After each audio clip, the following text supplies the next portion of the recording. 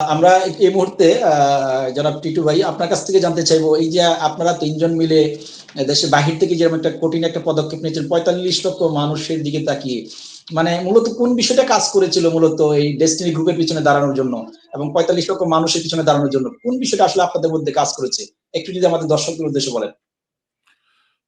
অনেক ধন্যবাদ আপনাকে। আসলে ডেস্টিনির অনেক সদস্য যারা আমার সাথে যোগাযোগ করেছিল এবং আমাকে অনুরোধ করছিল যে আমরা ডেস্টিনির পক্ষে কোনো কথা বলি। যাই হোক, আমার মনে হয় যে পরে আমি পুরো গল্পটা তাদের কাছে শুনেছি। শোনার পরে আমি এর আগে জানতাম, কারণ আমিন ভাই আমার শহরের, অর্থাৎ মন্ট্রিলের, এবং ওনার যে পার্টনার উনিও মন্ট্রিল শহরেরই। তো আমি আগে থেকেই তাকে চিনতাম, আমি আগে থেকেই তার সম্পর্কে আমার পরিচয়, আমার জানাশোনা ছিল এবং পুরো ঘটনাটাই জানতাম। এখন প্রশ্ন হচ্ছে যে আমার একটা কিউরিসিটি ছিল যে আচ্ছা, এই যে এত কিছু হচ্ছে, তো আমি একটু পরীক্ষা করতে চাইলাম যে আচ্ছা আমি দেখি যে আমি বললাম আপনাদের কিছু সদস্যদের ফোন নম্বর আমাকে দিন, আমি একটু কথা বলতে চাই। তো আমি এরকম অনেকের সাথে আমি ফোনে কথা বললাম এবং জানতে চাইলাম যে মানে তাদের কোনো অভিযোগ আছে কিনা। আমি দেখলাম অধিকাংশই, এবং আমাকে এক ছেলে, নামটা আমি ভুলে গেলাম, সে বোধহয় সম্ভবত মধ্যপ্রাচ্যের কোনো একটা দেশে থাকে, এই মুহূর্তে নামটা মনে আসছে না, দুঃখিত। আমিন আলী। সো তাকে আমি বললাম যে তুমি আমাকে একটু হেল্প করো, সহযোগিতা করো।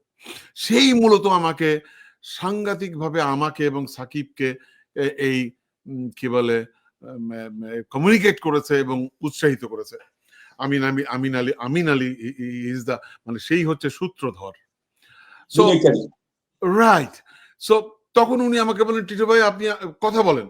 আমি কথা বললাম এবং আমি একটা জায়গাতে যে আমি সাংঘাতিকভাবে ইমোশনাল হলাম যখন একজন যাকে আমি ফোন করছি সে ঠিক মতো কথা বলতে পারছে না, এবং বুঝলাম আমি যে সে শারীরিক প্রতিবন্ধী। আমি তাকে বললাম তুমি একটু আমাকে ভিডিওতে আসো। তো সে ভিডিওতে আসলো।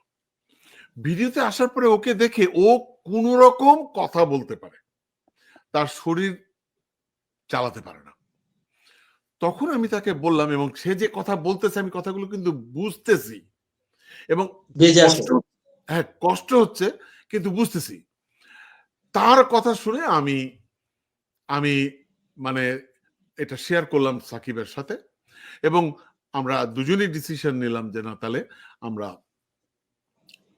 ডেস্টিনির পক্ষে কথা বলি, কারণ কেউ একজনকে পেলাম না যে আমিন ভাইয়ের বিরুদ্ধে কোনো অবজেকশন করলো। তখন আমি বললাম ওকে আমাকে প্রোভাইড করো এই দুর্নীতি, আচ্ছা এই নিচের এই অংশটুকু দেওয়ার দরকার নেই, এটা হ্যাঁ। সো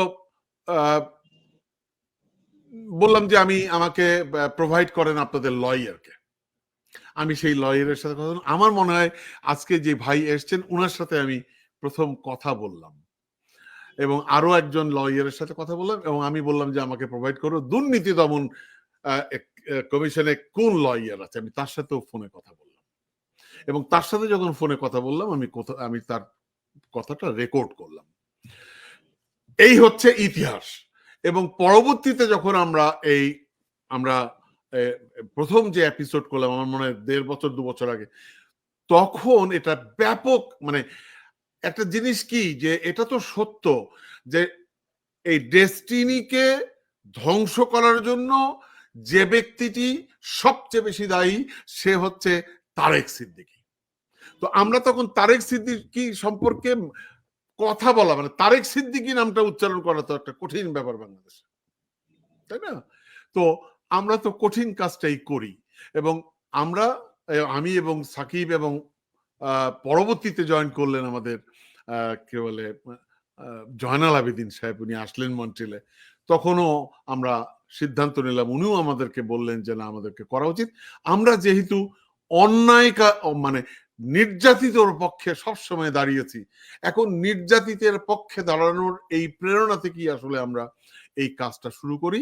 এবং আমরা যখন প্রথম এপিসোড করি তখন আমরা ব্যাপক মানুষ, অনেক মানুষ আমাদেরকে ফোন করেছে, ধন্যবাদ জানিয়ে, অনেকে গালিও দিয়েছে।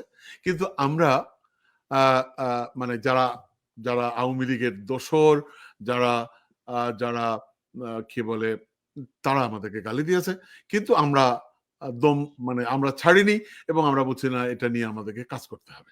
এটাই হচ্ছে মূল গল্প, মানে মূল আমাদের আমাদের এই ডেস্টিনির পক্ষে দাঁড়ানোর কথা।